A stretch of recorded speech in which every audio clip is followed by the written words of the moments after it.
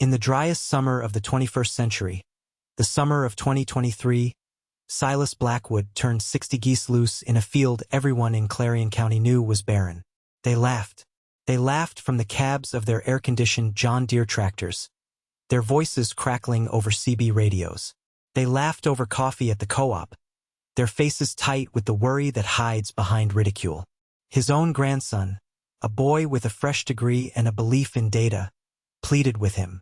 But Silas Blackwood, 78 years old, a man who had worked this same land for 61 of those years, just watched the birds. For 3 weeks, the laughter continued. Then, on the 23rd day, under a sun that had forgotten the meaning of mercy, they hit stone. And then, after 87 years of silence, the water came back. Let me tell you about the drought, because you have to understand the heat before you can understand the geese. It did not arrive like a storm. It seeped in, a thief in the day. The spring rains of 2023 had been a paltry 31 inches, a full 94 inches below the 50-year average. By June 1st, the topsoil on the Blackwood farm, a mix of silt loam and clay that was usually dark and forgiving, had been baked to the color and consistency of powdered brick. The official county weather station, located 11 miles away in the town of Harmony, recorded 42 consecutive days with temperatures exceeding 95 degrees Fahrenheit. The corn, which should have been shoulder-high by the 4th of July, was stunted and yellow, its leaves curling inward in a desperate, futile attempt to conserve what little moisture remained. The soybeans were worse. Their pods were thin and few, the beans inside no bigger than buckshot. The Blackwood farm consisted of 320 acres, deeded to Silas's great-great-grandfather in 1848. It was not prime land. It was rolling, stubborn, and crisscrossed by ravines that turned to mud in the wet years and to canyons of dust in the dry ones. The farm's lifeblood was a single well, drilled in 1936 to a depth of 280 feet. For 87 years, its 15-horsepower submersible pump had reliably delivered 15 gallons of cold, clear water per minute. But by mid-July of 2023, that flow had slowed to a trickle. It was 4 gallons per minute on a good morning, less than 2 by evening. The pump would cycle on, groan for 30 seconds, and then shut off, the pressure switch having detected more air than water. The 120 head of cattle stood listlessly by the empty troughs, their hides caked with dust, their breathing shallow. The farm was dying of thirst. Silas Blackwood was a man shaped by this land. He was 78 years old, with hands that looked like they were carved from old oak, the knuckles swollen and the skin crosshatched with a lifetime of scars from barbed wire, busted wrenches, and the unforgiving edges of fieldstone. He had been farming this ground since he was 17, when his father, Thomas, had suffered a heart attack while mending a fence line. Silas had dropped out of high school 2 months before graduation to take over. He was known in Clarion County for 2 things: his almost complete silence and his adherence to methods most farmers had abandoned a generation ago. He still repaired his own equipment, a 1982 International Harvester tractor held together with welds and stubbornness. He still planted cover crops religiously, a practice his neighbors saw as a waste of diesel fuel. He did not speak in meetings at the co-op, and he never offered advice unless asked directly, which was rare. His posture was permanently stooped, as if he were forever listening to the ground. His grandson, Leo, was 24. He had returned to the farm 3 months earlier, armed with a degree in agricultural science from the state university. He brought with him a laptop full of spreadsheets, a subscription to 3 different satellite imaging services, and a fervent belief in the power of optimized inputs. He had installed solar-powered soil moisture sensors in 3 different fields, which now sent him hourly updates confirming what he already knew. The volumetric water content was below 7%, the permanent wilting point for corn. He spoke of yield projections, variable rate irrigation, and genetic markers for drought resistance. He loved his grandfather, but he viewed his methods with a kind of gentle, frustrated pity. For Leo, the farm wasn't a living thing with a memory. It was a system to be managed, a complex equation to be solved. And now the system was failing. The financial pressure was a physical weight as real as the heat. The farm was carrying a $78,000 operating loan from Harmony Farmers Bank, due October 1st. Without a crop to sell, there was no way to pay it. The banker, a man named Mr. Henderson who had known Silas for 40 years, had started calling once a week. His voice was friendly, but the message was not. An extension would require a plan. A viable, data-driven plan for future water security. The word foreclosure was never spoken, but it hung in the air during every conversation, as thick and suffocating as the summer dust. This was the situation when the county extension office, flush with a small portion of a federal drought relief grant, sent a man out to the farm. His name was David Abernathy. He was 42 years old, held a PhD in hydrology from a prestigious university out west, and had worked for a high-priced corporate consulting firm for a decade before taking a pay cut to work for the county. He believed in his work. He believed he was helping people like Silas. He arrived in a clean, white Ford F-150 with a government seal on the door. He was dressed in khaki pants and a polo shirt, and he carried a tablet computer in a ruggedized case. He was the confident outsider, the man from the world of institutional knowledge, here to solve the problems of the quiet expert. Abernathy spent 2 days on the Blackwood farm. He didn't walk the fields. He deployed his equipment.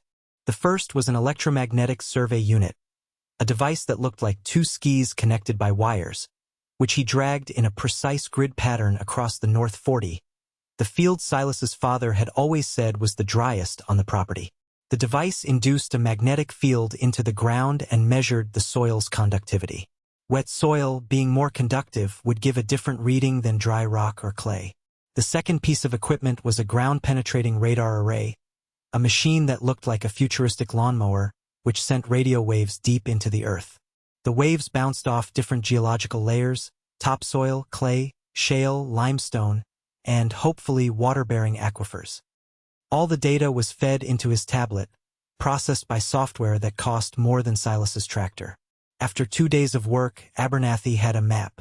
It was a beautiful map, rendered in a dozen shades from angry red, low probability of water, to cool, soothing blue, high probability. He presented it to Silas and Leo at the kitchen table, the same table where Silas's mother had served breakfast for 50 years. "The data is unequivocal, Mr. Blackwood," Abernathy said, pointing a confident finger at 3 blue splotches on the screen. "The underlying limestone formation has fractures, and our GPR data indicates 3 major intersections where groundwater is most likely to have pooled. They're deep. You'll have to go down at least 400, maybe 450 feet. But your chances of hitting a productive vein are highest at these 3 locations." He zoomed in on the map. Each location was marked with GPS coordinates, accurate to within 3 feet. "Anywhere else," he concluded, tapping the vast red and orange areas that covered most of the farm, including the entire North 40, "is a statistical improbability. You'd be throwing your money away." Leo was transfixed. It was a masterpiece of data visualization. It was science. It was the answer. "This is it, Grandpa," he said, his voice filled with a relief so profound it was almost painful. "This is the plan Mr. Henderson needs." Silas looked at the tablet screen. He did not lean in. He just sat there, his hands resting on his knees. He looked at the cool blue spots. Then his eyes drifted to the large, red, hopeless expanse of the North 40.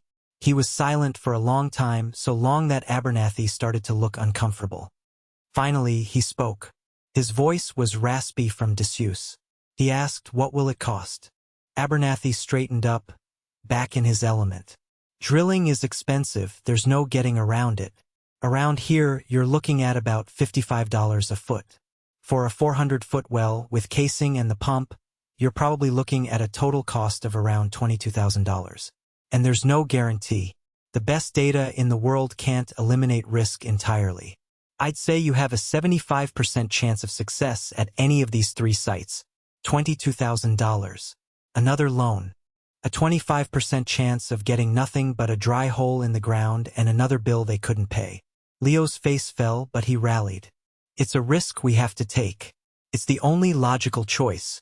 Silas shook his head, a slow, slight movement. "No." Abernathy blinked. He wasn't used to being told no. "Mr. Blackwood, with all due respect, I am an expert in this field. This map is based on millions of data points. It is the most accurate hydrological survey of your property that has ever been produced." Silas looked at the young man, not with anger, but with something that looked like pity. He said, "It's a good map of what is. It doesn't know what was." Abernathy and Leo exchanged a look of complete incomprehension. The consultant packed up his expensive equipment, left a printed copy of the 38-page report on the table, and drove away in his clean, white truck. The dust it kicked up settled slowly in the still, hot air. Leo stood on the porch watching it go. He turned to his grandfather, his voice tight with frustration and despair. "What does that even mean?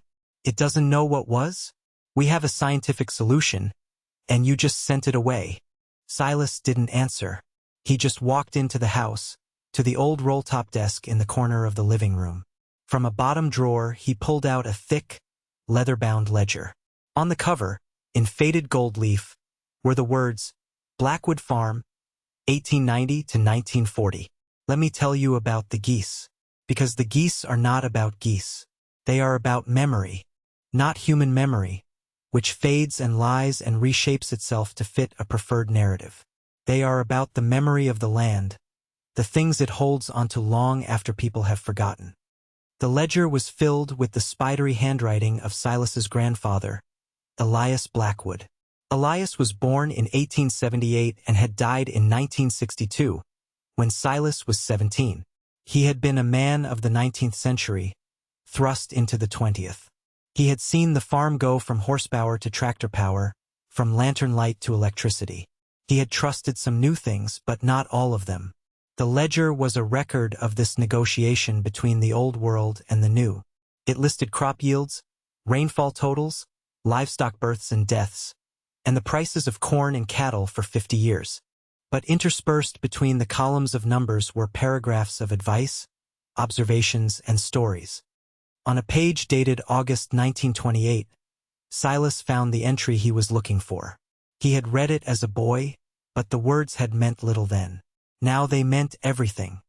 Elias wrote about his own father, Josiah, and about the Great Drought of 1895. The creeks had dried up then, too. The first well, a shallow, hand-dug affair, had gone dry. Josiah, according to the ledger, had not hired a dowser. He had not started digging holes at random. He had used what his own father had used before him, geese. Not just any geese.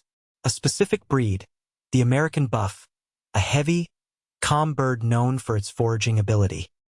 His grandfather's words explained the principle, not in scientific terms, but in the language of observation. The geese, he wrote, have an affinity for damp soil. They are not looking for water itself, but for the life that congregates where water is near the surface. The tender roots, the fat grubs, the earthworms. Their bills are sensitive, and they will dig where the ground is coolest. But more than that, Elias wrote, certain old ganders, the flock leaders, seemed to possess a deeper sense. He called them water witches. He speculated that they could feel the Earth's magnetic field, and that underground water courses created subtle disturbances that only they could detect. It was a theory born of folklore and a lifetime of watching. Tucked into the back of the ledger was a small, hand-drawn map of the farm, sketched on brittle, yellowed paper. It showed the creek, the barn, the house, and in the middle of the North 40, the driest, most useless field on the entire property, there was a single hand-drawn X. Beneath it, in his grandfather's careful script, was a note. The old Springhouse. Capped it in 36 when the new well went in. Pa said it never ran dry, not even in 95. If the new well ever fails, ask the geese. The old spring is what the land remembers. Silas closed the book. He had his plan. It was not a data-driven plan. It was a memory-driven plan. The next morning, before the sun had risen, Silas took $4,200 in cash from a metal box hidden in his closet. It was nearly everything he had left. He got into his old Ford pickup, the one with 247,000 miles on the odometer, and started driving south. He drove 280 miles, across the state line and into the rolling hills of southern Ohio, to a small, family-run hatchery that specialized in heritage poultry breeds. The owner, a woman in her 60s named Mrs. Gable, was one of the few people left who raised purebred American buff geese. Silas bought her entire stock of mature birds, 60 of them, a mix of ganders and geese. They weighed between 16 and 18 pounds each. He paid in cash. Mrs. Gable counted the bills twice. "Long way to come for geese," she said, her expression curious. "I'm not looking for eggs," Silas replied. She nodded, as if this were a perfectly reasonable explanation.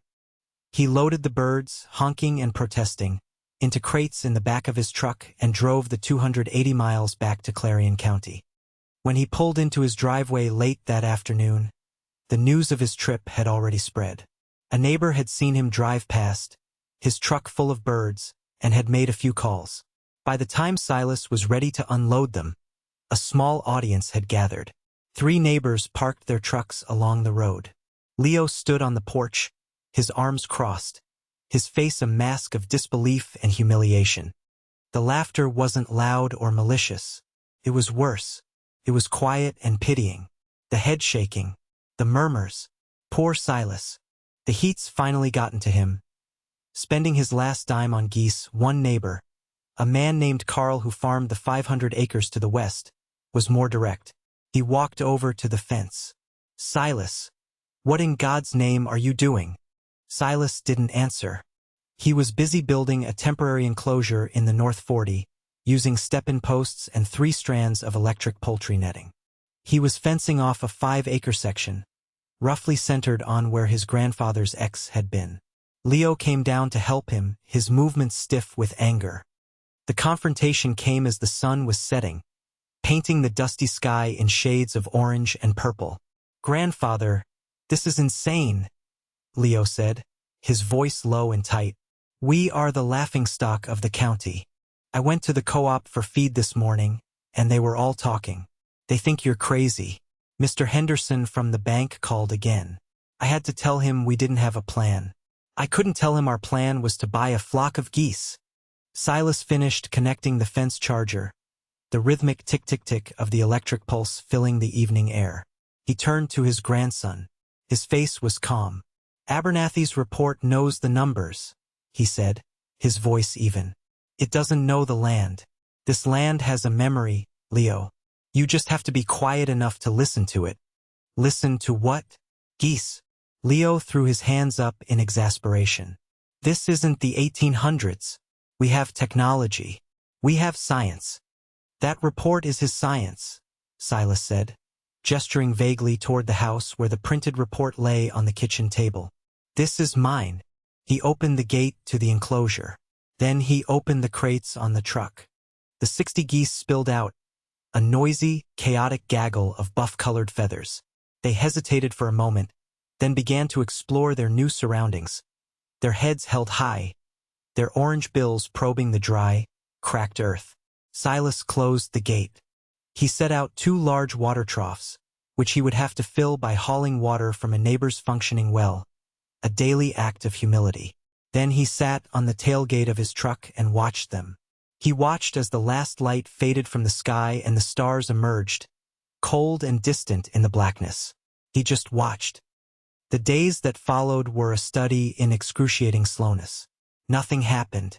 The geese wandered. They pecked at the desiccated weeds.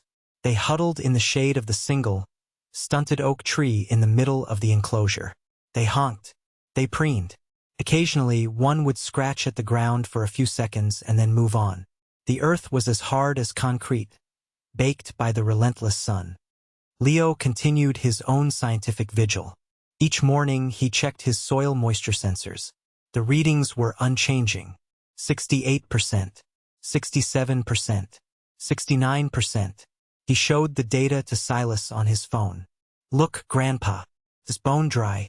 The satellite thermal imaging shows the same thing. This is the hottest, driest part of the whole farm." Silas would just nod and go back to watching the geese. The community's amusement curdled into a kind of morbid curiosity.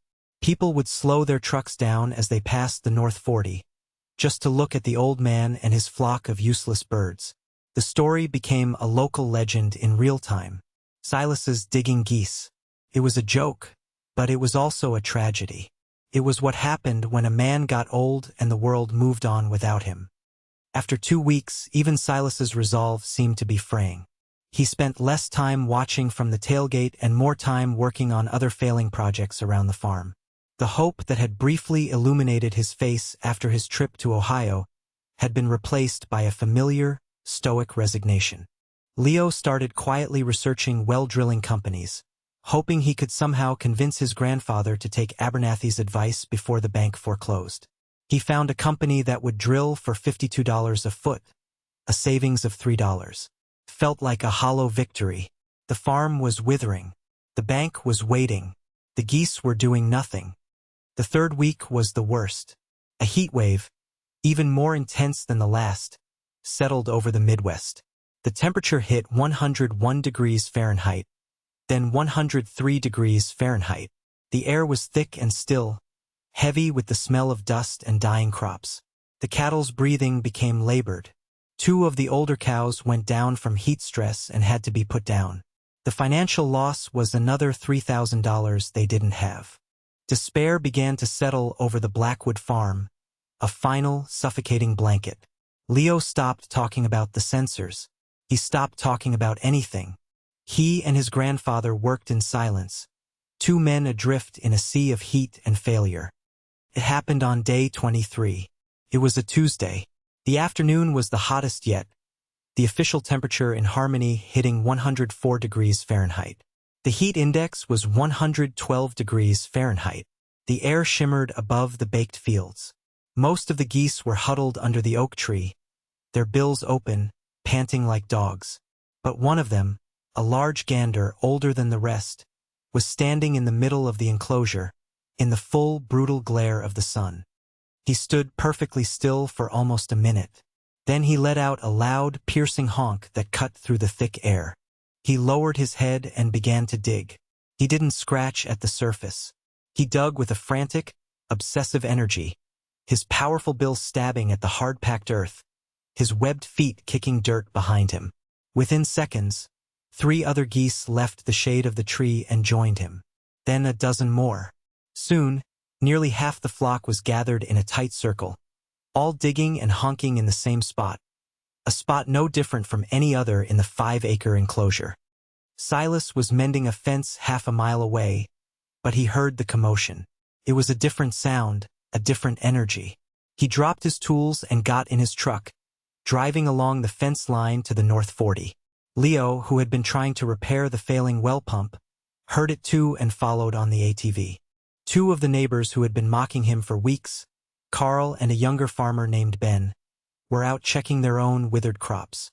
They saw Silas's truck racing toward the geese and, their curiosity piqued, they drove over and parked by the road to watch the show. David Abernathy, the hydrologist, happened to be driving down that same road. He was on his way back from another farm visit, another delivery of bad news. He saw the trucks parked and the commotion in the field, and he pulled over, a wry, sad smile on his face. He got out of his air-conditioned cab to witness the final act of the old man's folly. Silas didn't run. He walked from his truck to the enclosure, his movements deliberate, unhurried. He opened the gate and walked toward the frantic gaggle of birds. They made way for him. He knelt down. The spot where they had been digging was a shallow depression, maybe 6 inches deep. The dirt was not wet. It was not mud. But it was visibly darker than the surrounding pale clay. It was cool. He pressed his palm flat against it. Through the thick callus of his skin, he could feel it. A faint, deep coolness, the opposite of the scorching air on his back. He stood up and walked back to his truck.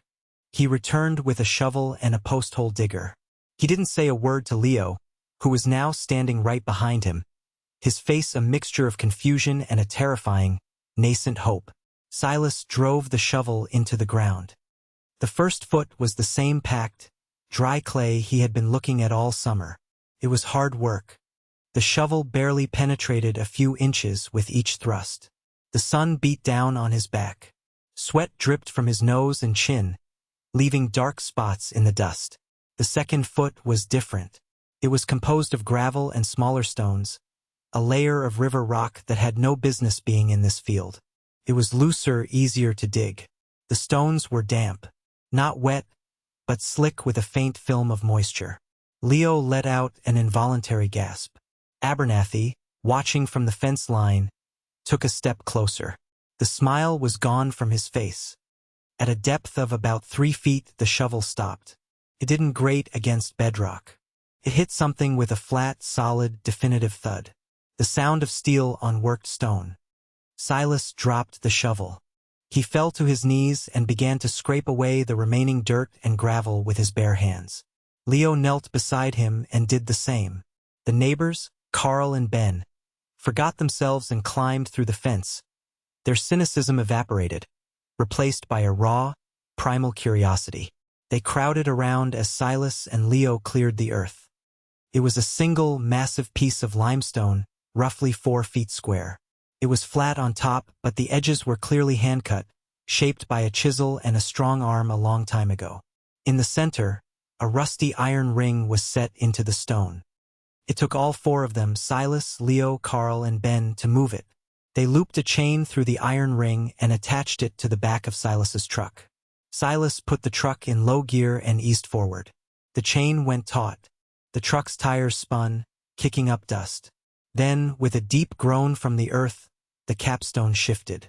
They pried at the edges with the shovel and a crowbar, and slowly, inch by inch, they slid it off the opening it had covered for nearly a century.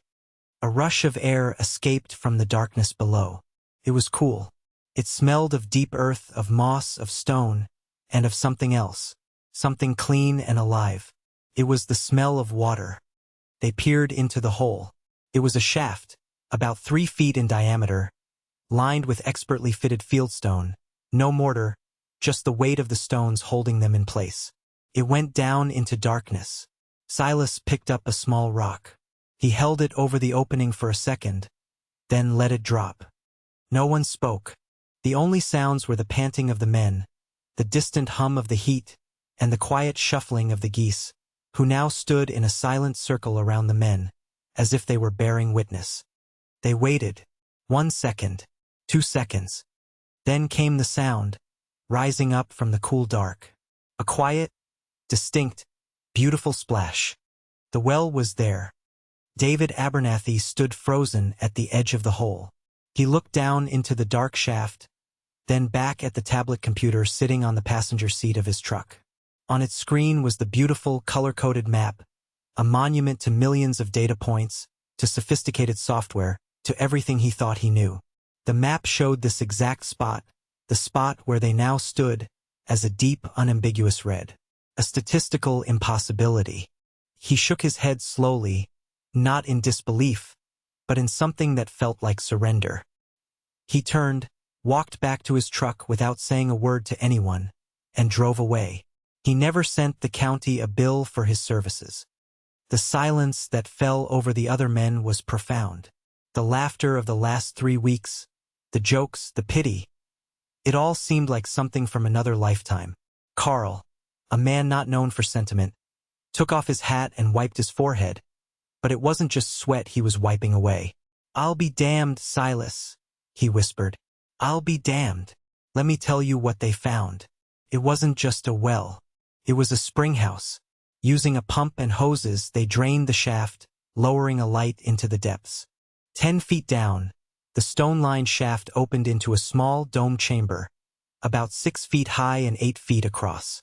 And at the bottom, bubbling up from a fissure in the bedrock, was the spring.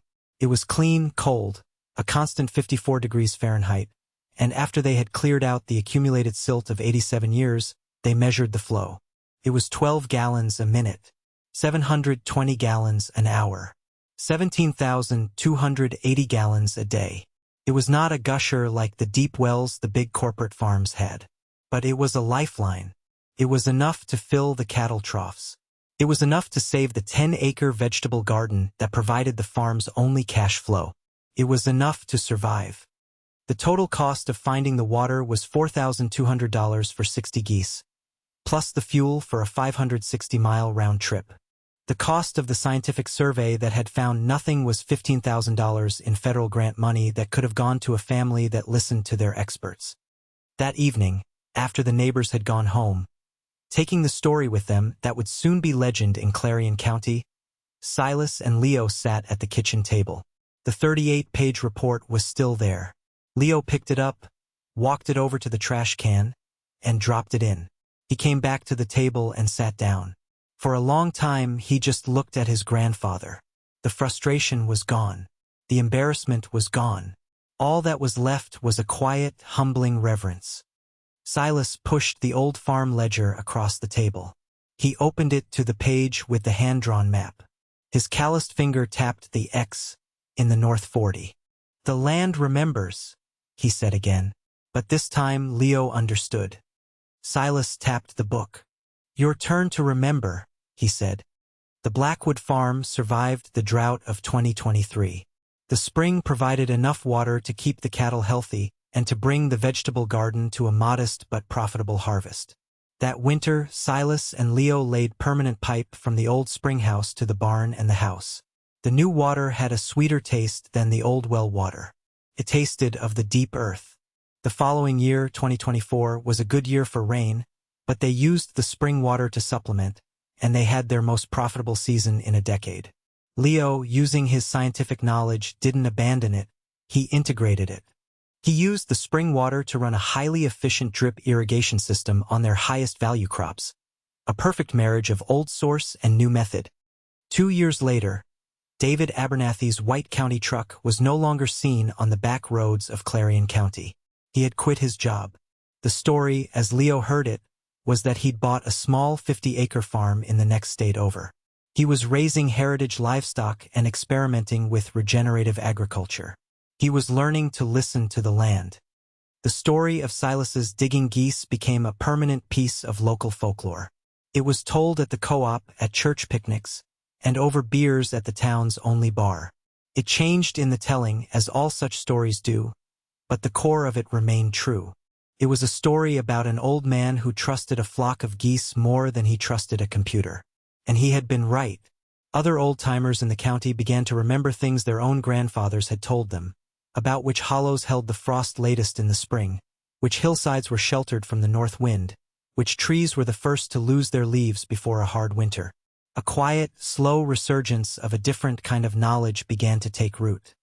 Silas Blackwood passed away 5 years after the discovery of the spring, at the age of 83.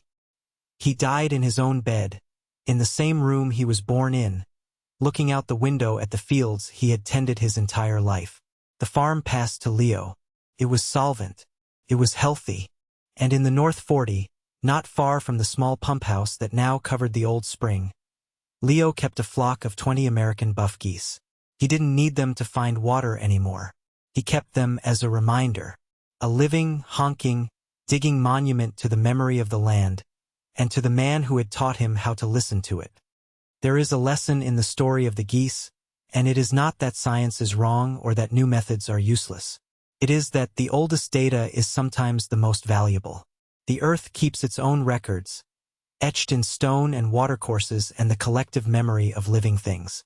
Modern tools can provide a brilliant snapshot of the present, a detailed map of the what is, but they can be blind to the what was, and therefore to the what could be. The deepest knowledge is not always drilled for with a rig or scanned with a radar. Sometimes it is inherited, passed down in a faded ledger or a grandparent's story. It is not found on a chart of probabilities, but in the subtle coolness of the soil beneath a goose's bill. What survives is not always the fastest or the most efficient. What survives is what is most deeply connected to its own story, what has the patience to remember what others have forgotten. The land remembers. The water remembers. And if we are quiet enough and humble enough to listen, we can remember, too.